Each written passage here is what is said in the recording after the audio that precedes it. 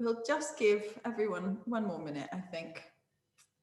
Maybe while we're waiting for people, you could think about, I would like to anybody who wants to share, obviously there's no compulsion to do so, but anybody who wants to share something that you feel you've gained from lockdown being a thing that's happened to us for the first time ever, and the thing that you found the most stressful or difficult. But you don't have to share it, but I think it's useful to think about those things, even if you don't want to go public with them.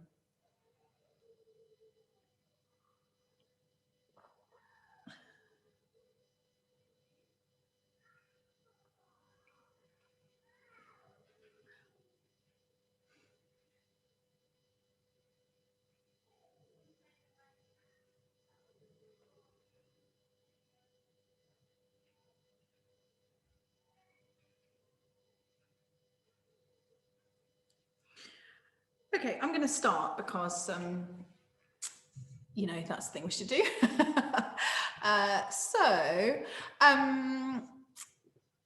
Yeah, thank you very much for coming and being here. Obviously, if you need to go and look after your small people, that's absolutely fine. And we are recording, so it will go out. So if you don't want your camera on, that's totally fine. You can turn it off. It will be made kind of publicly available.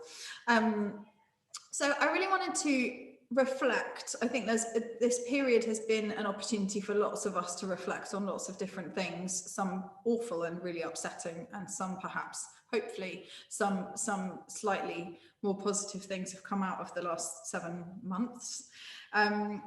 Because I think that one of the big challenges that Suzuki parents face is busyness. Well, actually every parent, but particularly if you kind of feel that you are aiming for a life that has half an hour of listening and roughly probably the same again of practice in it every day, then this is a huge amount of time. I mean, you know, that's like basically a part-time job, as well as possibly working yourself, as well as bringing up your child or your children. And I think that one of the things that I felt, and I heard a lot from other parents when lockdown happened, was just that there was a kind of sense when it first happened, and maybe it was only going to be 2 weeks, or maybe it was only going to be 3 weeks, and I don't know, I didn't really have a sense of how long it was going to go on. I don't think many people did when it hit, but I think the longer it went on, the more people were saying to me, I just don't know how I'm going to go back to my life like it was before. And that was definitely something I felt really like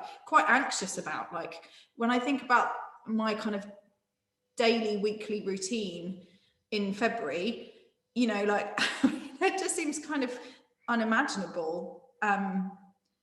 And I have been equally busy since, but in fewer places, and I have not enjoyed being equally busy again.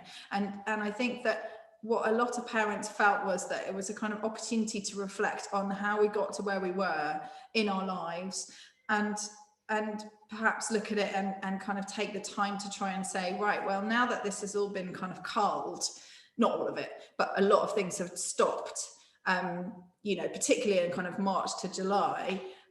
There was very little happening even online, and that may be different now, but what are the things that were good about how our lives were before, and what are the things that perhaps if we were going to start from scratch and choose exactly how to build our weekly routine, what those things would be and what would be different about it.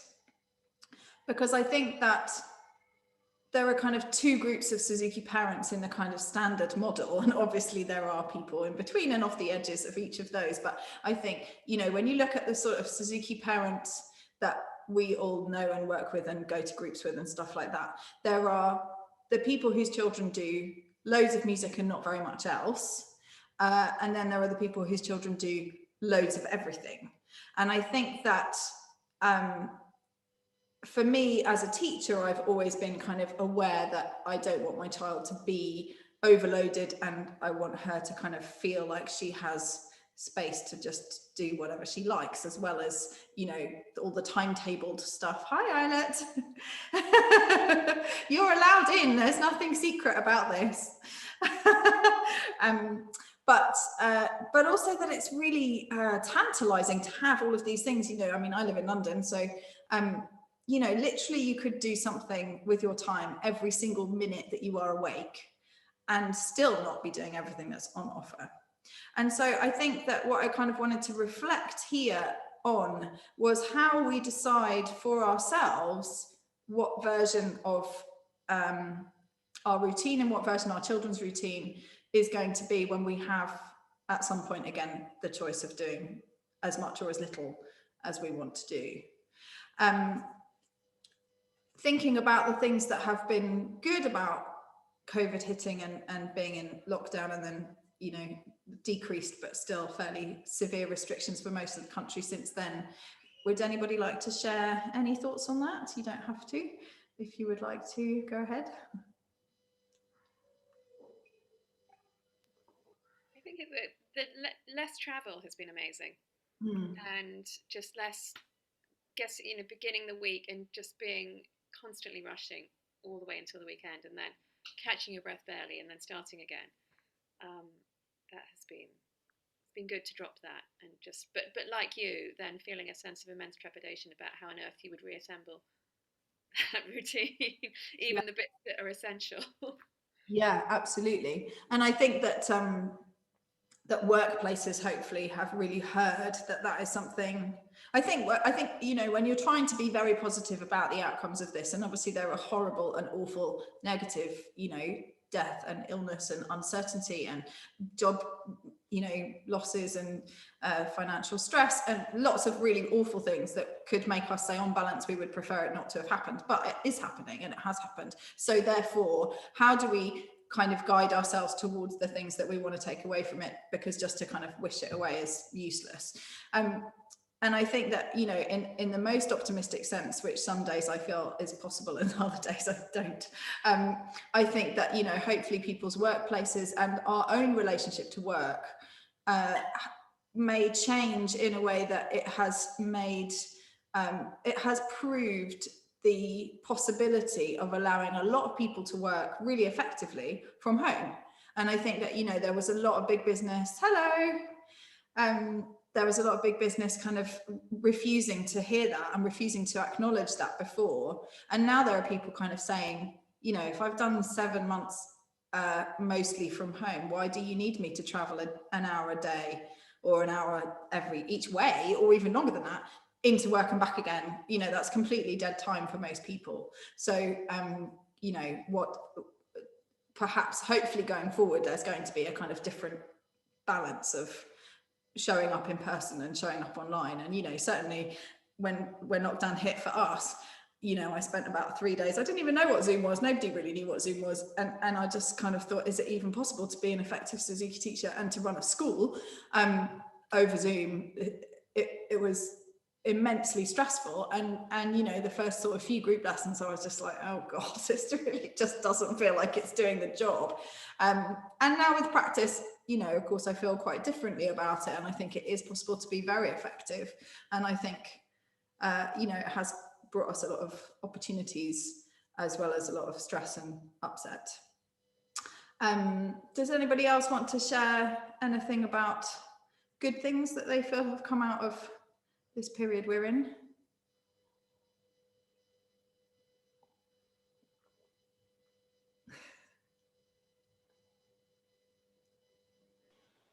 Hi.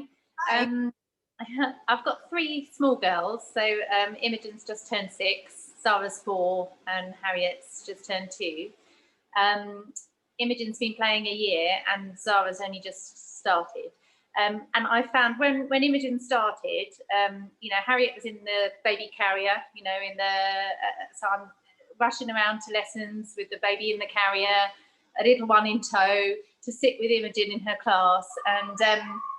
And you know, we did it, and you know, I was present as I could be whilst trying to keep the other 2 quiet, and you know, and the same in group lessons. And I guess the benefit that I've found by having the Zoom lessons at home, because my husband's then there and the baby can play at his feet, and the 4-year-old can sit and read a story, look at pictures at his feet while he continues to work, mostly, meant that actually for the Zoom classes, I could be with one child in a more focused way than my life allowed beforehand. And obviously, you know, occasionally I'd have my mum to help or so on, but it was sort of a bit ad hoc. And so that sort of allowed us, I guess, a little bit more focused time for me to really be in the room in the lessons and be able to sort of give myself a bit more 100% with one child. So for me, that's been a benefit to having the lessons in the home, has meant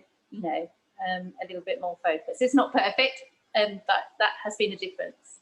Yeah, that's really good to hear. I think it's really useful to sort of take the time, especially now that the busyness is creeping back in, to take the time to focus on what has been good about it, even if there's been, the worst possible outcome in some ways, like a bereavement in your family or for you personally. It might not be right now to think about the positives, but eventually I think it's really helpful to try and find some good things that have been eked out of it. I think the thing for Suzuki parents, the biggest challenge that most people talk about as Suzuki parents is finding the time, and also the time when you have the energy to do the practice.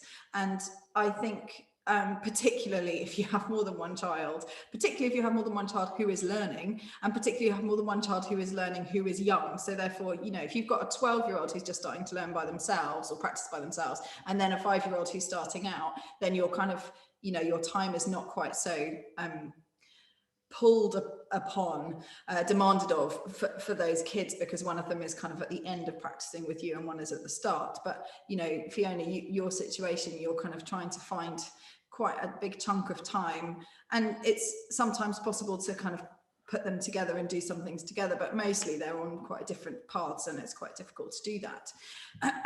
I think because there are such a small number of people, I don't want to kind of put you on the spot. So I'm just going to put out there the things that I would, if it were a big group of parents, kind of ask people to say which one they're on. And it's just really for you to reflect about which you are, rather than to kind of put yourself out there as, maybe feeling quite exposed. But I think that what I would normally ask is how many people in the room actually have a practice time that they think of as time for practice every day, and perhaps that's the same time every day. I think that's kind of an easy way to do it if that works for you, but that really doesn't work for a lot of families. And I think that when I, on the teacher training course, I hear, when working with new teachers, I hear a lot of people saying, well, I say to the parents that they've got to find their practice time and it should be the same every day. And I think, how many parents do you actually know well enough to know what their daily life is like? Because it's often impossible to do it at the same time every day. And I think that, but I do think that it's a massive step towards getting it done if you can kind of have it timetabled. And I think parents who feel like, oh, we do it after school, well, what does that mean? That's quite a nebulous amount of time. So I think that it's really useful if you can actually have a time, literally a time in your head. Like on a Tuesday, we get home from school at 4:15, we have a break, and then we do practice at 4:45. Or on Monday, Wednesday and Friday, we do it before school at 8 o'clock. And then we leave for school at 8:40 or whatever.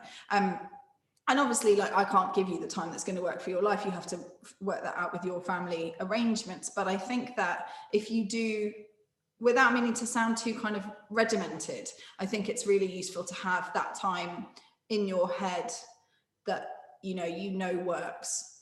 And I think the other thing about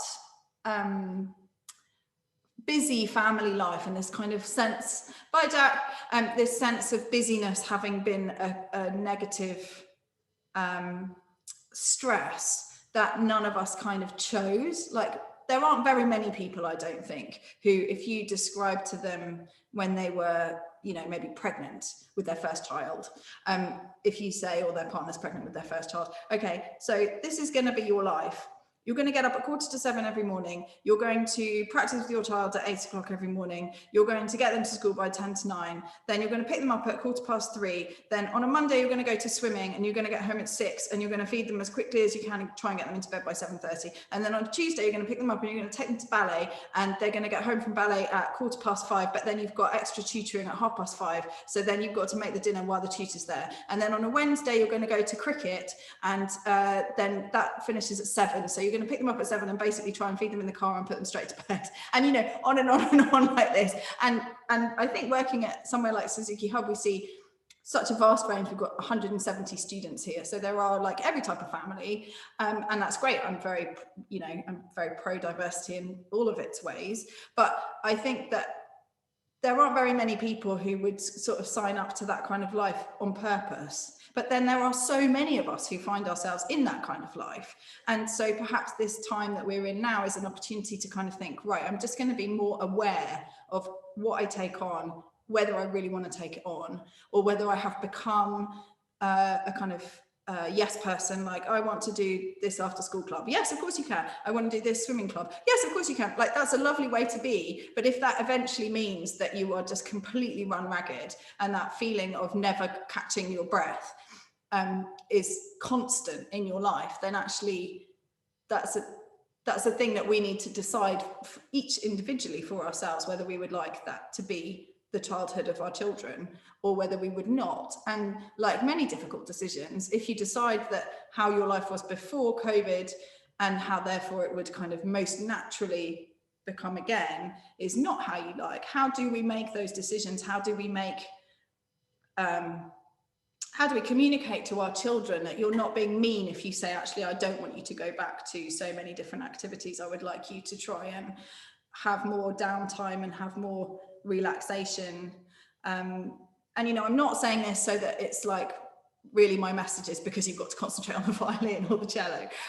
You know, it really is about I was listening to Brene Brown, who's an amazing, she does podcasts, but she was talking about, there's a really interesting podcast, her and Joe Biden are talking about compassion. And it was not that related to this discussion, but she was just talking about sort of how we make those decisions about how we're going to be in our lives and in the world that we inhabit. And I think that this is something that so many of us, and not all the time, and for those of us who do it, we don't do it all the time, and it's not an all or nothing thing, but it's so to have that skill to stand back and say, okay, well, if someone was offering this to me, how much of it would I want and how much would I not want? Whether that's your, you know, voting preferences, whether that's who you're in a relationship with, whether that's how many children you have, whether that's how many activities your children do, whatever it is, to have that kind of practice in your life, a kind of yogi type thing of like, stand back and look at what's happening in your life and decide whether that's what you want. And if that's not what you want, how are you going to take steps to get yourself towards where you want to be? Because life just carries on, doesn't it? Until something like COVID hits and all of us are jolted into this massive sense of sort of change. You know, most of the time you start a club and then that happens, and then you add another one and that keeps happening, and then you add another one and that keeps happening, and then you kind of look at, you know, you think, I'm spending all my time running around with my child or running around myself or you know, whatever, and perhaps that's not what you would want if you were designing it from scratch. So I think that's a really useful kind of exercise to take some time to think, okay, how would I design my week?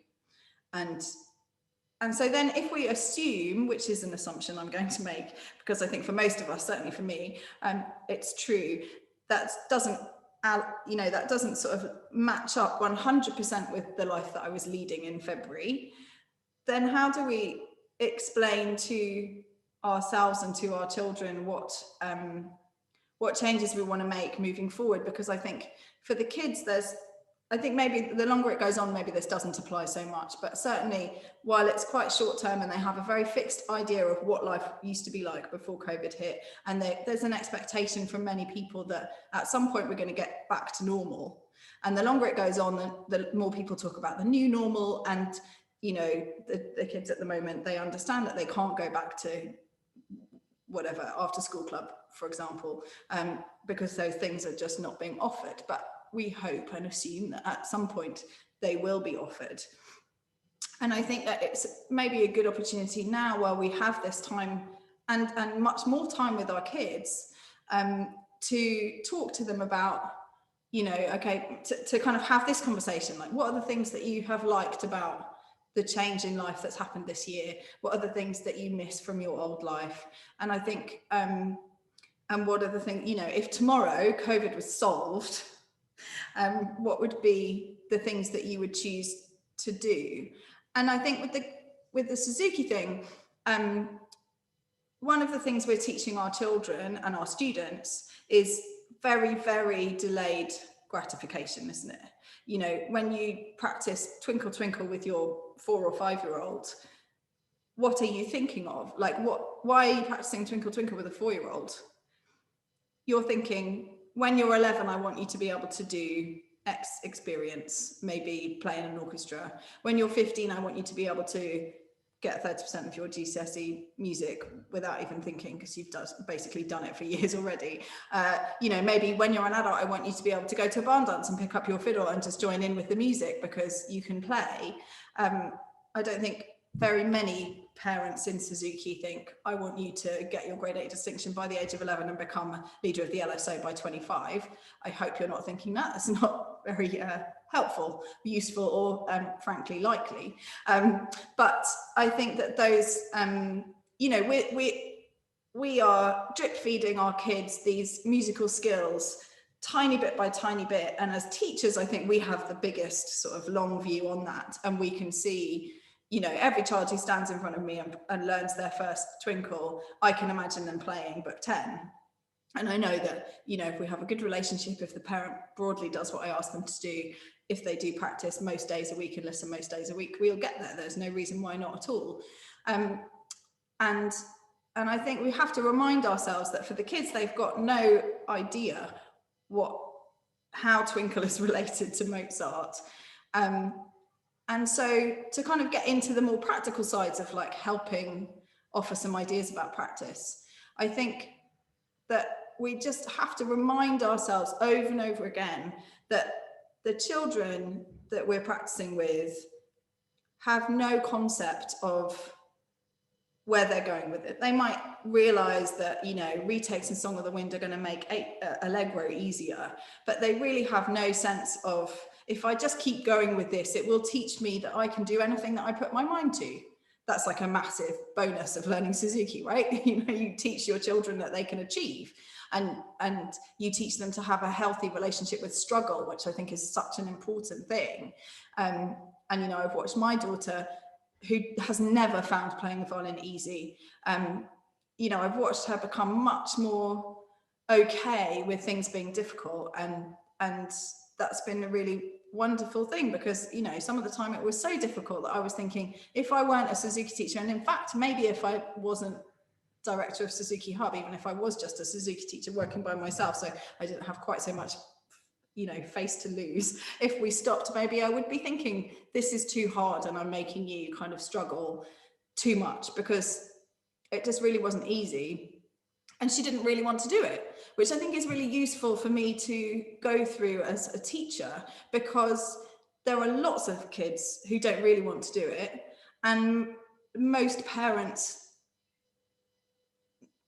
maybe I shouldn't say most, a lot of parents who are either, you're going to do it because I've decided that I want to give you the gift of music and all of the associated benefits, and therefore this is just something that we do in our family, or you can do it for as long as you don't want to do it, and then if you don't want to do it anymore, then you can stop. And how long that process from wanting to do it to not wanting to do it takes different amounts of time for different parents to, you know, decide. But I think in terms of actually making them want to do it, that, you know, you folks have the toughest job, definitely, because we see them for half an hour a week, maybe group as well, and they always want to please us because we're not their parents, and they want to, you know, look good in front of us and do their best. And the, you know, the kind of experience of sitting in a room and watching your child do exactly what their teacher asks, and writing assiduously exactly how they phrased each request, and then sitting in practice with them the next day and literally saying the same words that the teacher has said, and your child flinging their violin across the room or storming off or shouting at you or whatever, is really, really familiar. And, you know, I think that's very dispiriting as a parent. I used to find it just completely like devastating when I couldn't get Tilly to do, you know, I couldn't enthuse her about it. And I think that's been really helpful for me as a teacher, because before I had my own child, and I don't mean to imply that every teacher who's not also a parent has no idea. But I think for me, it was a real, I kind of realized how different it is to practice with your own child than it is to teach somebody else's child. And I don't think I really appreciated that before. And I do try and share that with teachers often, because I think it's really helpful for them to hear.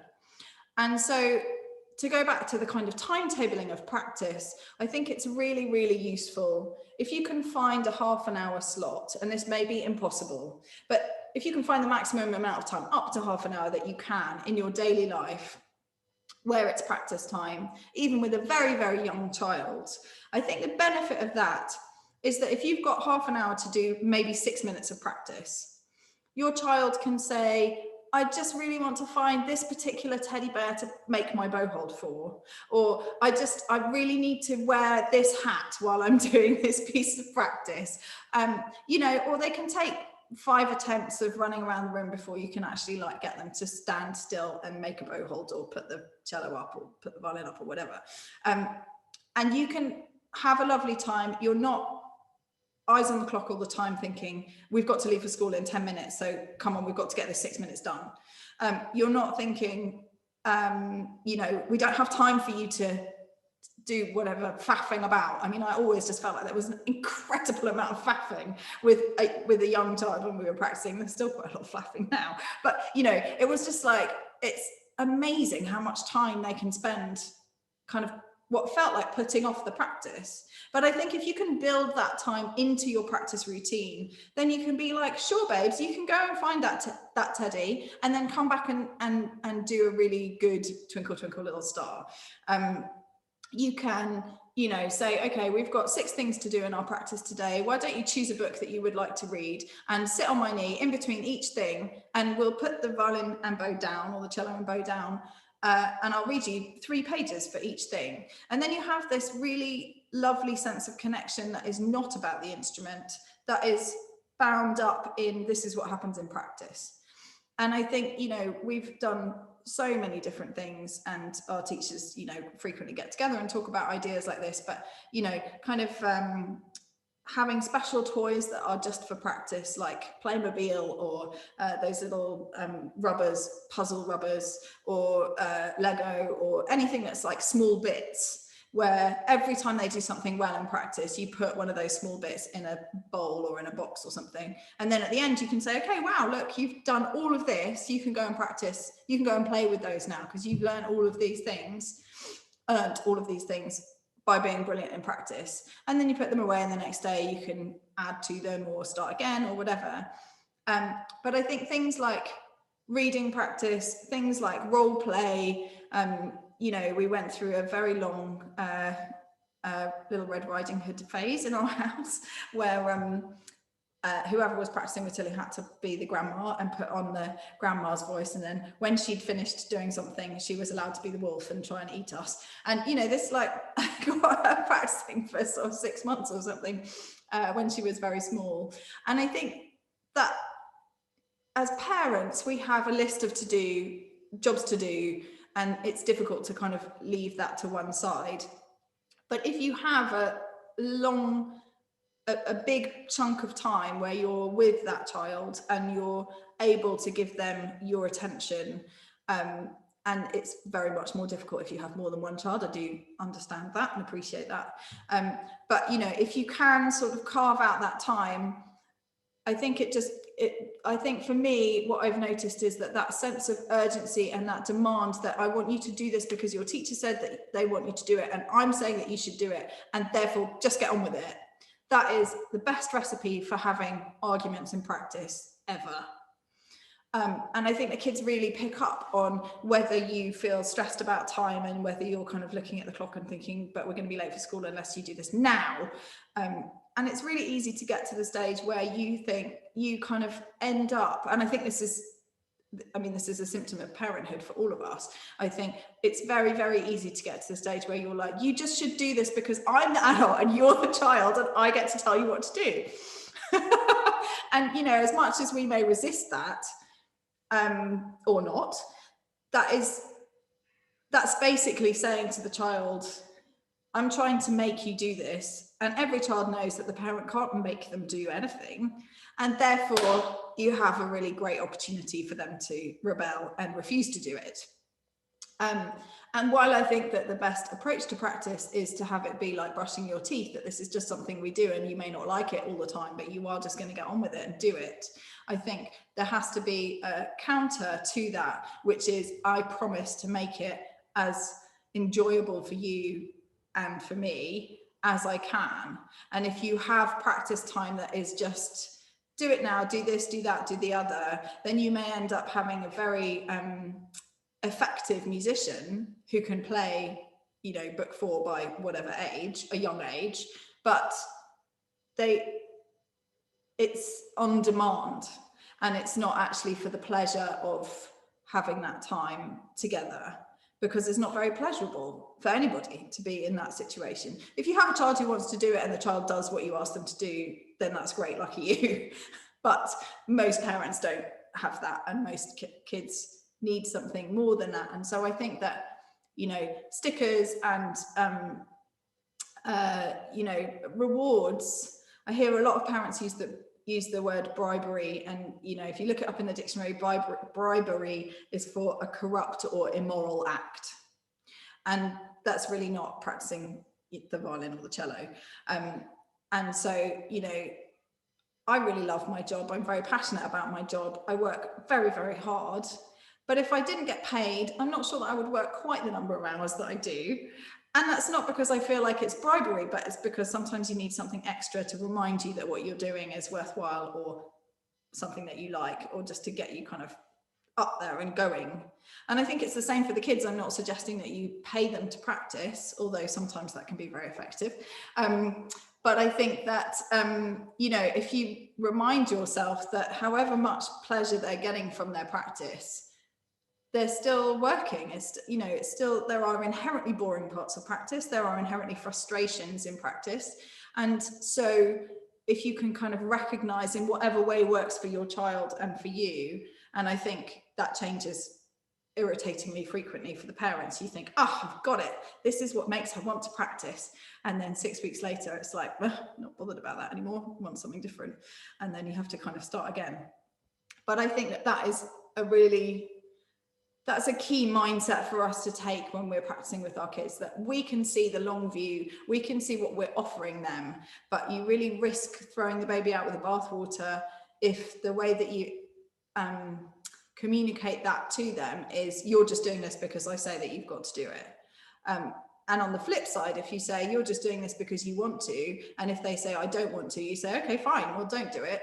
Then, you know, everybody goes through periods of being interested and less interested in things that you like. But if you are able to drop it at the first sign of not being really, really into it, then, you know, you would lose a lot of children who will never become musicians because they were allowed to stop when they hit the first sort of hurdle of not being that enthusiastic about it. So it's finding the balance, and I think the balance is different for every family, the balance is different for every teacher. You know, you may find yourself in a situation where the teacher says, this is not working for me, I'm the wrong teacher for you, and that's really difficult to hear. And it's also, you know, Suzuki teachers don't do that lightly. And I really think if that ever does happen to any of you, which it probably won't because it doesn't happen very often, but if it does ever happen, you really have to hear that they are the wrong teacher for you rather than that you're the wrong parent for them. Because what they mean is, I've tried everything I can to make this relationship really good and work in the way that I know it should, and I haven't been able to find that, and I take responsibility for that. And you're going to have a much nicer time if you find a teacher with whom you have a more kind of shared viewpoint on all that stuff, whether it's how much practice should happen or what it's like in the lessons or how your child communicates with the teacher or whatever. But I think that the takeaway that I kind of want to offer, and we'll do questions, but there are only 3 of you, so it probably won't take very long. But the takeaway that I really want to offer is to kind of take this as a bit of like homework for yourselves, is to go away and think about when life goes back to normal, what you want your lives to look like and feel like for your kids, how you will talk to the kids about that, if it's substantially different from before. And where Suzuki and violin and cello fits into that in terms of the practicalities of how you make enough time to give yourself the maximum chance of success. And I'm not talking about getting to book 10 by the age of 10. I'm talking about having a really nice time with your child, not having it be something that ends in tears 3 times a week, not feeling like it's just another thing on your to-do list, but actually feeling like that's a time that you look forward to with them, that you know, if you imagine seeing your 16-year-old perform, you know, at school or whatever, that it's not like finally all of that grit and determination that I had to draw on every day has paid off, but it's that, yeah, look what we did together, that's amazing. And sometimes it was difficult and sometimes it was easy, but most of the time it was somewhere in between, and it's bits of both. And to keep that long view in mind, because they can't see it and they don't see it. And you know, the only kids who don't become amazing musicians in Suzuki are the kids that are allowed to quit. And that's really, really hard if you do get to the stage where you are wanting to stop. That is hard to kind of acknowledge or maybe hear, but that is really true. You know, the kids who practice regularly, even the kids who don't practice regularly by kind of mainstream standards, turn into amazing musicians. But the kids who practice regularly, the kids who go to group, the kids who, you know, listen to their recordings, the parents who find ways to mostly do most of what their teachers ask them to do, will get to all of the benefits that, you know, you can read in every Suzuki book about what it offers you and, you know, what those benefits are. And that's what I think I would like you to think about over the next few, however long, days, weeks, months, is right, how am I going to make this process something that I've committed to, but also something that I've committed to being broadly pleasurable rather than just a daily trial, because I think it can too easily become a daily trial, and that's not what any of us want. Yeah. Any questions? It could be about something completely unrelated or not.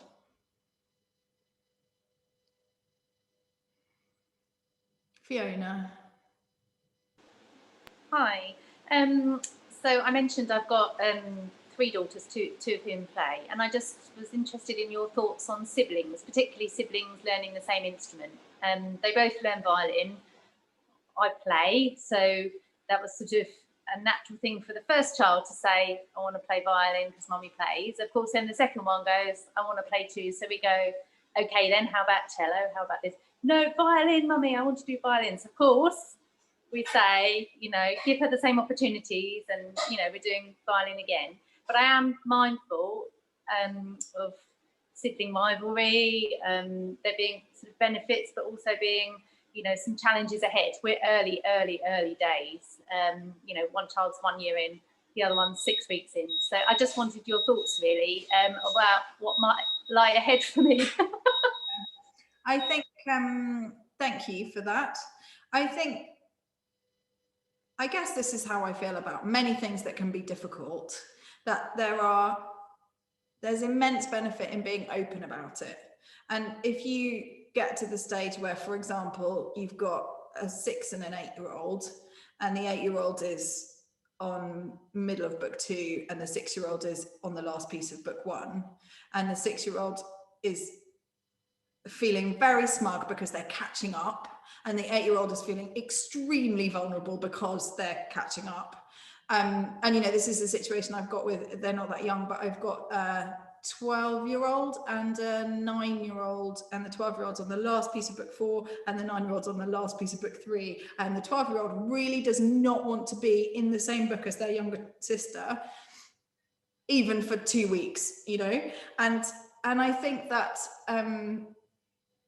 I hope that what's been most useful in our discussions around that with their mum and with the 2 kids is that, look, you kind of, like, for the older child, you got the benefit of having your parents all to yourself for 3 years. You won't remember it, but you know, you had undivided attention for that time, but you weren't listening to your older sister do violin practice. You weren't listening to the Suzuki recordings, and you weren't going and watching with, you know, varying amounts of attention, all of the lessons, whereas the younger sister has been to every lesson you've ever had since she was 2, has heard your recording for 3 years ahead of when she started, has a parent who has learned how to be a Suzuki parent on number 1, and therefore is much more effective and knows what they're doing with number 2 much better.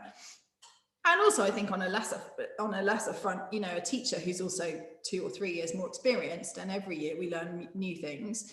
And so I think, I hope, what I would like to hope is that if there is an open discussion about it, that makes it much easier. And that kind of saying to the older child, look, you've done really well because you basically started way earlier, or lower in terms of like what you already knew in your first violin lesson was pretty much 0, whereas your younger sister knew 2 years worth of subconscious learning and quite a lot of conscious learning as well. And I think that can just help to kind of counter that feeling that I'm rubbish and they're brilliant, because that's what we're fundamentally most worried about, isn't it? It's like you don't want your second or your third child to make your first child feel that they're just not good at violin because they've gone faster. And so I would just really recommend that you have discussions with your teacher, but also at home with the kids about, you know, how much learning there was to do. And you can draw a diagram that's like, if you start learning here and you know nothing about violin or music or Suzuki, and so then book 1, the first piece in book 1 is like this much learning, and your sister started here, so of course she's gone faster than you, and that's not anything to do with your ability or her ability, but that's just the luck of the draw. And if she was number 1 and you were number 2, you would be the one, you know, biting at her heels.